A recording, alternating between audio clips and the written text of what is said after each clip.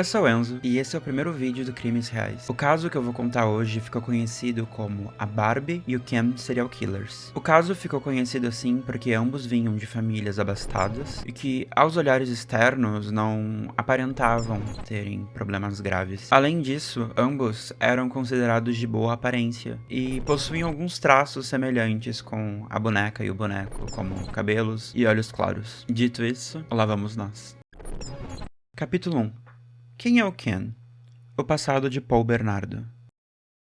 Paul Bernardo nasceu em Scarborough, eu acho que é assim que se pronuncia, em Ontário, em 27 de agosto de 1964, sendo o terceiro filho de Kenneth Walter Bernardo e Marilyn Elizabeth Bernardo. Paul cresceu em um ambiente violento e conturbado. Seu pai costumava abusar sexualmente da sua irmã mais velha, Deborah, na frente dos outros familiares. Sua mãe várias vezes se afastou da família devido à depressão e agrofobia, às vezes até passando um bom período de tempo trancada no porão. Paul parecia uma criança agitada e alegre, apesar de tudo. Ele foi até escoteiro, mas gradualmente, devido a provavelmente as péssimas influências que ele tinha em casa, ele começou a desenvolver alguns comportamentos estranhos, como piromania e expressar fantasias sexuais sombrias. Numa dessas fantasias, ele expressava ter o desejo de ter uma fazenda de virgens onde ele cultivaria garotas pra, enfim, estuprar. Em 1981, quando ele tinha 16 anos, em uma das brigas que os pais dele tinham, a mãe dele revelou que, na verdade, ele era fruto de uma relação extraconjugal. Desde então, ele passou a chamar a mãe dele de puta e vagabunda e coisas piores, mas ela também respondia chamando ele de algo que pode ser traduzido como bastardinho de merda. Isso tudo acabou contribuindo pra Paul se tornar uma pessoa difícil de se lidar, e a vida dele acabou seguindo esse mesmo tom. A sua primeira namorada acabou deixando ele pra ficar com um dos amigos dele, alegando que não aguentava mais o comportamento dominador dele. Em retaliação, ele pegou todos os pertences dela que ele tinha acesso e jogou fogo. Em 1982, o Paul entrou na faculdade. No tempo livre, ele e os seus amigos iam pra bares pra testar técnicas de sedução com, enfim, mulheres desconhecidas, e geralmente ele conseguia o que queria. Entretanto, Paul sentia prazer em humilhar as mulheres que ficavam com ele em público, e quando ele conseguia levá-las pra cama, ele era bem violento. Aqui entra uma parte um pouco bizarra e extremamente detalhada, mas algumas fontes afirmam que ele gostava de praticar sexo anal extremamente agressivo e sem lubrificação, porque o que aparenta, ele sentia prazer em causar dor mesmo. Ele era extremamente violento com as suas parceiras, e algumas fontes afirmam que ele ameaçava elas de morte caso elas revelassem os abusos. Em 1986, Paul recebeu ordens de restrição de 2 mulheres após fazer ligações obscenas. Enfim, em outubro de 1987, Paul conheceu Karla Homolka enquanto ela visitava Scarborough em uma conferência em uma loja de animais.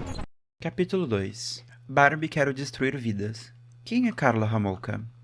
Karla Liane Homolka era a mais velha das 3 filhas de Carol e Dorothy Homolka. Suas irmãs eram Laurie e Tammy. A família morava em St. Catherine, em Ontário também. Eu não consegui encontrar muita informação sobre a infância da Karla, mas algumas fontes afirmam que ela frequentemente via o pai dela bêbado, brigando com a mãe dela. Apesar dela ser conhecida por gostar dos animais quando ela era pequena, ela amarrou um hamster em um sapato e jogou de cima de um prédio para ver o que ia acontecer. E alguns dias depois, ela desenterrou o cadáver pra ver como ele tava. E francamente, essa é a história padrão, clichê de infância de serial killer. Matar bichinho por curiosidade. Na adolescência, ela começou a trabalhar meio período em uma loja de animais, enquanto estudava na escola secundária Sir Winston Churchill. Após a formatura, em 1988, ela foi contratada por uma clínica veterinária para ser assistente. Então, voltando para 17 de outubro de 1987, ela conheceu Paul em um restaurante. Ela tinha 17 anos e ele 23. Tudo indica que eles se deram muito bem desde o começo. Em algum momento do começo da relação deles, Paul expôs pra ela que ele gostava de estuprar meninas, e a Karla disse que tava tudo bem. E, inclusive, parece que ela encorajava esse comportamento.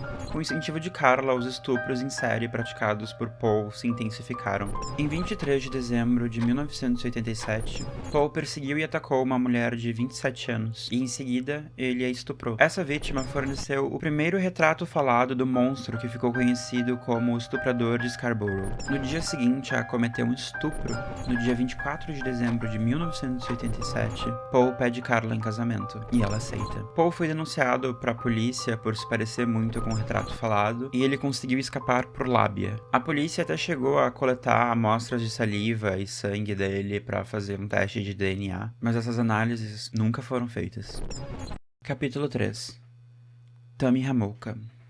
Tammy Hamolka era a irmã mais nova de Carla. Tammy amava praticar esportes. Ela praticava atletismo, corrida cross-country e o seu favorito, futebol. Após o incidente com a polícia em 87, Paul e Carla passaram a morar com os pais dela em St. Catherine. Apesar dos pais de Carla não saberem, Paul havia perdido seu emprego como contador e nesse momento estava contrabandeando cigarros na fronteira do Canadá e Estados Unidos. E apesar dos pais da Carla gostarem muito do Paul, parece que, desde o princípio, ele tinha o hábito de flertar com a irmã mais nova, Tammy. Tudo indica que ele ficou obcecado por Tammy. Fontes afirmam que ele ficava espiando ela pela janela e até mesmo entrava no quarto dela enquanto ela dormia para se masturbar. A Carla sabia de tudo e parece que inclusive ela quebrou as persianas do quarto da irmã dela para que ele pudesse ver ela pela janela. Em julho, Paul levou a Tammy para o outro lado da fronteira para comprar cervejas para uma festa. O Paul contou para Carla que enquanto eles estavam lá, eles ficaram bêbados e começaram a se agarrar. O desejo de Paul ficava cada vez pior. E a Carla era extremamente submissa a ele e ela era capaz de fazer qualquer coisa para satisfazer o desejo dele. Uma coisa bizarra da relação deles é que a Carla se sentia culpada por não ser virgem quando eles fizeram sexo pela primeira vez e nunca ter dado a virgindade dela pro Paul. E isso foi uma coisa que, enfim, incentivou o que vai acontecer em seguida. 6 meses antes do casamento deles, no trabalho dela na clínica veterinária, a Carla roubou um agente anestésico e levou pra casa.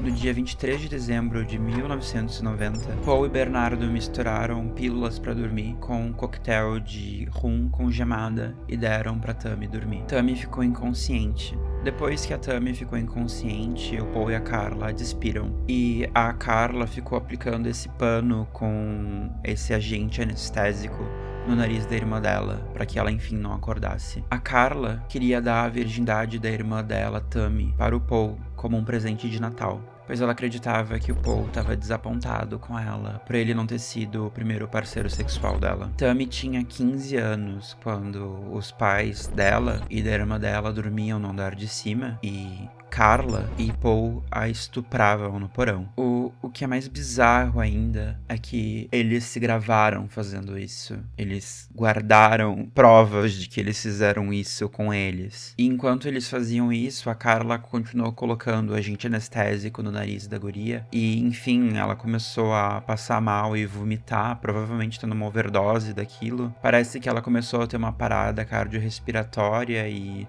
a Tammy e o Paul tentaram reanimar ela, tentaram ligar pro 911, mas não antes de, claro, esconder as evidências de que eles estupraram ela e drogaram ela. Enfim, algumas horas depois, na madrugada da véspera de Natal, dia 24 de dezembro, Tammy Hamolka foi declarada morta no Hospital Geral de St. Catherine. E apesar deles terem dado uma desculpa completamente esfarrapada de que eles estavam lavando roupas no meio da madrugada, e apesar da Tammy estar cheia de queimadura na cara por causa do químico que a irmã dela ficou aplicando na cara, o legista regional lá não deu bola pra isso, porque enfim, o Paul e a Carla, eles tinham muita lábia e eu acho também por eles terem uma boa aparência e tudo mais, sabe? Isso acabou acarretando neles conseguirem convencer de que nada tinha acontecido. E a causa da morte da Tammy ficou como acidental, como se ela tivesse se engasgado com um vômito depois de consumir muito álcool. O mais bizarro disso é que parece que, enfim, eles tinham esse hábito de ficar se filmando pra fazer tudo. Inclusive, eles faziam vários vídeos caseiros deles transando. E parece que eles gostavam de transar com a Carla vestindo as roupas da Tammy, inclusive até tentando imitar a voz da irmã morta dela. Depois disso, eles também foram embora da casa dos pais da Carla, morar em outra cidade, enfim, novos áreas, novas vítimas. Capítulo 4. Hi, Barbie. Ken.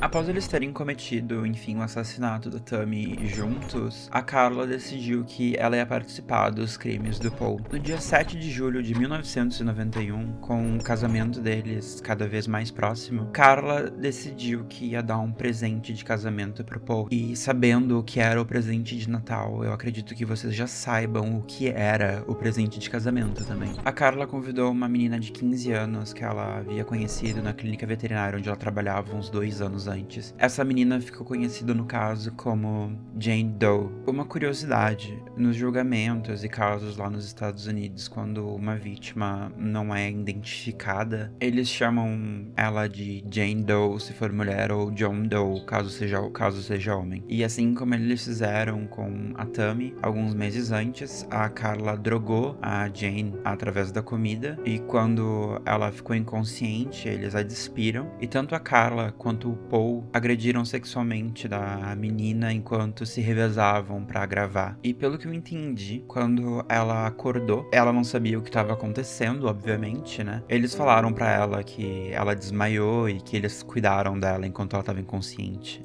E a vítima foi pra casa, sem nem ter ideia do que havia acontecido. Não muito tempo depois, em 15 de julho de 1991, Leslie Mahaffey, de 14 anos, estava voltando do velório de sua amiga. Quando ela chegou na casa dos pais, parece que os pais dela esqueceram de deixar a porta aberta pra ela poder entrar em casa. Presa do lado de fora, ela foi até o orelhão mais próximo e telefonou pra algumas amigas, perguntando se ela podia, enfim, ir pra casa delas ou ir pra algum lugar pra não ficar sozinha na rua. E parece que enfim, ninguém ofereceu abrigo pra ela. O que é muito triste, porque caso alguém tivesse oferecido, ela talvez estivesse viva. Paul tava passando de carro quando viu a Leslie pro lado de fora da casa. Então, parece que o Paul saiu do carro, chegou perto dela, conversou com ela e ofereceu alguns cigarros, e ela aceitou. Então, eles foram pro carro juntos e quando chegou lá, ele vendou ela e levou ela pra casa dele. O Paul e a Carla, então, deixaram a menina presa e amarrada no porão e gravaram, mais uma vez,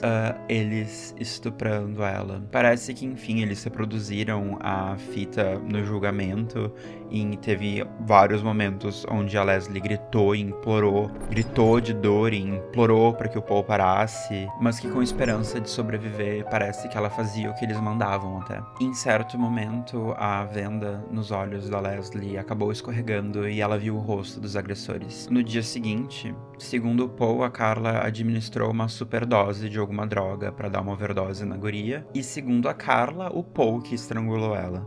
Essa história fica cada vez mais bizarra, mas eles mataram a menina e deixaram o corpo dela morta no porão, enquanto eles recebiam a família da Carla na casa deles e fizeram um jantar. Como se absolutamente nada tivesse acontecendo. E, tipo, isso é um padrão. Percebam, eles gostavam de matar pra comemorar, pra fazer comemorações, sabe? Tipo, eles tratavam os homicídios e os estupros que eles praticavam como algo festivo. Isso é muito bizarro. Enfim, quando a família da Carla foi embora, eles começaram a pensar como eles iam fazer pra se livrar do corpo. Então eles decidiram que o Paul ia desmembrar ela em várias partes e concretar cada parte do corpo dela em blocos de concreto. E, enfim, eles começaram a fazer várias viagens pra despejar as partes do concreto no Lago Gibson, 18 quilômetros ao sul de onde eles moravam. Curiosamente, no dia 19 de junho de 1991, um pescador e o seu filho encontraram um dos blocos de concreto com os restos mortais da Leslie. E enquanto isso, o Paul e a Carla estavam se casando. A cerimônia foi na igreja histórica de Niagara-on-the-Lake, com direito a carruagem, cavalos brancos, champanhe e um jantar com 150 convidados, servindo fazão recheado e vitela. Nenhuma despesa foi poupada. O casamento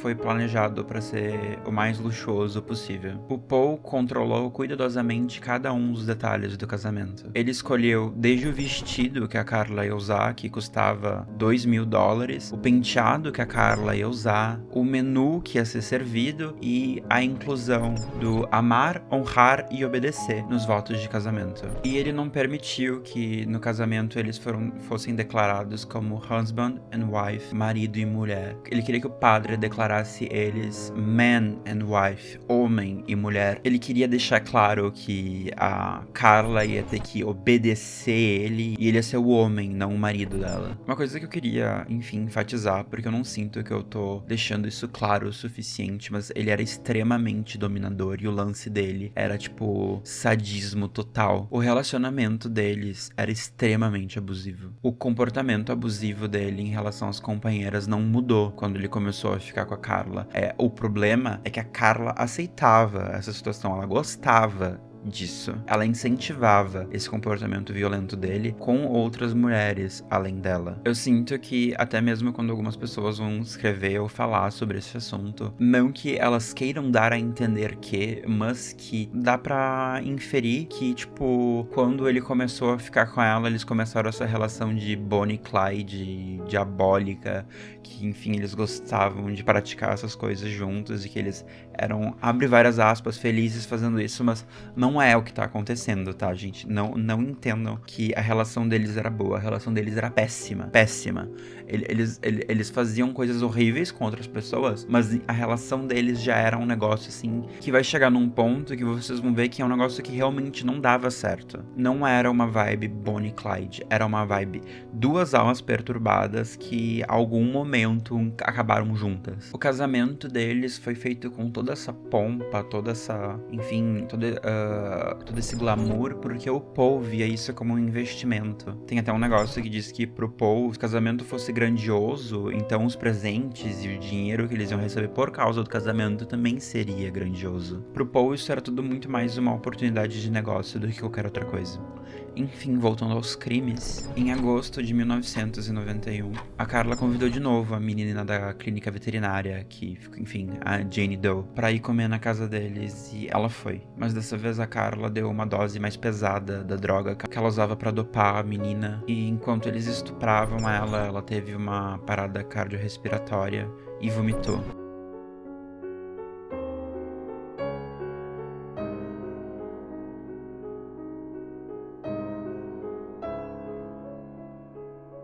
Em 12 de abril de 1992, Paul e Carla dirigiram para St. Catherine em busca de novas vítimas. Eles foram em horário escolar já com o objetivo de encontrar uma menor de idade. E já que eu mencionei isso agora, uma coisa que me irrita nesse caso é que, tipo, o Paul e a Carla, eles são tratados como serial killers ou como estupradores em série, mas a palavra correta para o que eles praticam é pedofilia, claro, seguido de assassinato.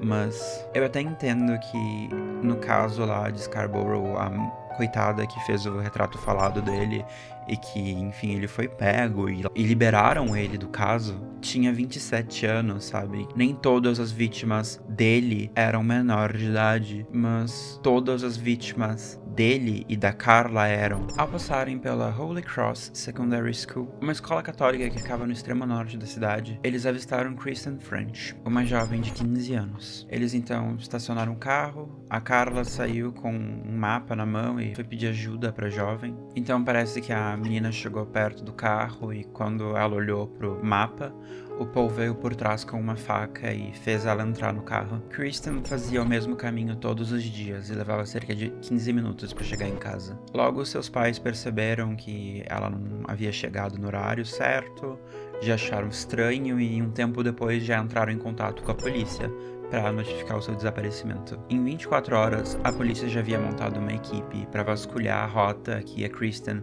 fazia, e várias testemunhas afirmaram ter assistido o sequestro de vários ângulos diferentes. Na casa deles, Paul e Carla se filmaram torturando, estuprando e sodomizando Kristen. A jovem foi obrigada a beber altas quantidades de álcool e foi abusada por Paul durante 3 dias. Kristen acreditava que caso ela fosse cooperativa, ela teria a chance de conseguir sobreviver. Mas, mesmo assim, antes de saírem para comemorar a Páscoa na casa dos pais de Carla, eles mataram a Kristen. E mais uma vez não se sabe quem efetivamente matou ela, porque no tribunal um jogou a culpa no outro. O corpo nu corpo de Kristen foi descoberto no dia 30 de abril de 1992, em uma vala em Burlington, a cerca de 45 minutos de St. Catherine e uma curta distância do cemitério onde Leslie havia sido enterrada. Na época, os investigadores acreditavam que o cabelo da Kristen foi removido como uma forma de troféu dos serial killers, mas, segundo a Carla, ela removeu o cabelo da Kristen pra ficar mais difícil de reconhecê-la. Eu não sei se vocês notaram, mas mais uma vez, eles mataram em uma data festiva, sabe? Eles realmente matavam pra comemorar datas, sabe? Isso é bizarro demais. Eles viam o estupro e o assassinato como algo festivo, e eles faziam isso em datas comemorativas. Eles trataram a Tammy como se ela fosse um peru de Natal, a Jane como se ela fosse, sei lá, um bolo de casamento. Eu sinceramente não sei que data eles podem ter linkado a Leslie, ou se a Leslie simplesmente foge desse padrão, porque mesmo que não fosse algo comemorativo, pra eles matar e estuprar era algo bom, era divertido. Mas eu sinceramente não duvido que eles tenham visto a Kristen como, sei lá, um ovo de Páscoa. Eu acho isso muito horrível o sadismo e a morbidez dessa situação. Mas, enfim. Capítulo 5. O término de Barbie e Ken. Eu já falei antes que a relação deles era um completo desastre. Vocês podem ter notado que a Carla é uma pessoa completamente perturbada, e o Paul parece que nunca teve uma referência de como se tratar uma mulher ou como se tratar qualquer outra pessoa. Ele era um estuprador sádico que sentia tesão em causar dor e sofrimento. E ela era uma pessoa submissa e devota que tinha uma bússola moral completamente torta. E, além de tudo, capaz de matar. Algo que eu realmente não consegui entender muito bem nesse caso é se a Carla matava por desejo de matar ou se ela matava porque ela amava o Paul. Eu sinto, assim, por causa do episódio, enfim, da infância dela, que ela matou o hamster por desejo de matar, pra ver o que aconteceria no caso. Que, tipo, é uma mistura dos dois, sabe? Ela tinha esse desejo homicida, mas ao mesmo tempo ela via aquilo como um presente, como um ato de amor, sabe? Eu não sei. Bizarro demais. Eu, sinceramente, não sei. Ponham nos comentários o que vocês sentem em relação a isso. Mas esse relacionamento simplesmente não tinha como dar certo. Eu, sinceramente, acho que eram muitos segredos guardados em duas cabeças completamente perturbadas. Os dois foram ficando cada vez mais agressivos um com o outro. No verão de 1992, o Paul praticamente usou a Carla como um saco de pancadas. Em uma dessas sessões de espancamento, ele simplesmente deixou a Carla com os dois olhos roxos. Em janeiro de 1993, os pais da Carla interviram. Eles esconderam a Carla na casa de uma amiga da irmã Lori dela, no caso a irmã, que ela não deu pro namorado dela estuprar, e o marido dessa amiga da irmã dela era um policial em Toronto. Enfim, ela tava toda machucada. Eles levaram ela pro hospital e enquanto isso acontecia, o Paul já estava sendo investigado pela polícia, né? Mas por causa das agressões que ele cometeu contra a Carla, agora o material genético dele estava sendo coletado mais uma vez. Capítulo 6. O acordo com o diabo.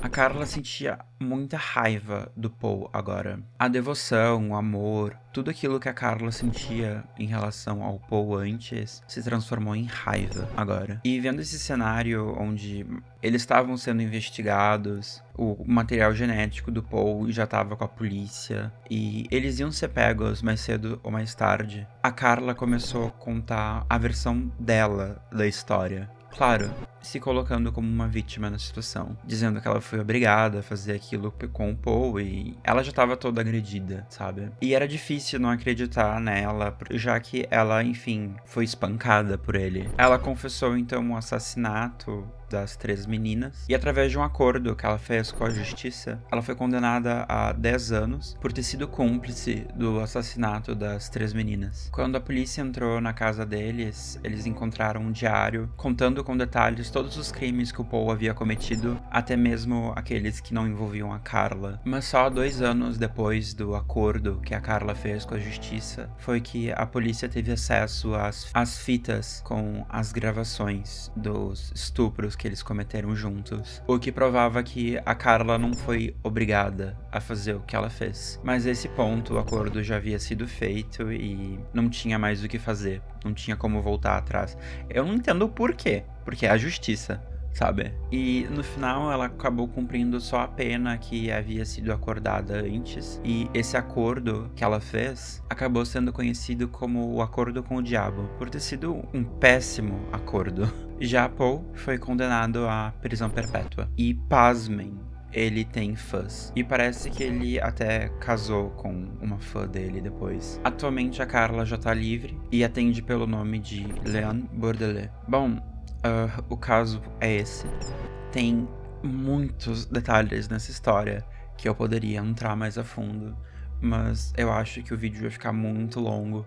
E eu tava com um pouco de pressa pra soltar esse vídeo, porque eu queria que ele, enfim, surfasse um pouco o hype do filme da Barbie. Eu espero sinceramente que vocês tenham gostado desse formato. Não é o único tipo de conteúdo novo que eu tô trazendo aqui pro canal. Aliás, que eu quero trazer aqui pro canal. Eu também quero trazer um quadro com relatos. Então, se vocês tiverem algum relato, eu vou deixar aqui na descrição do vídeo o link pra um site que eu fiz no Wix. E vocês podem mandar lá o relato de vocês, a história que vocês escreveram, porque, se tu é novo aqui no canal, tem muitos vídeos com histórias de terror. Bom, o caso de hoje é esse. Eu espero que vocês estejam sentindo o mesmo nível de indignação que eu estou sentindo. Não esquece de deixar o like, eu nunca peço like. Se inscrever se tu é novo no canal, eu nunca peço para as pessoas se inscreverem. E caso você tenha gostado do vídeo, eu peço por favor que você procure ajuda psiquiátrica. Tchau!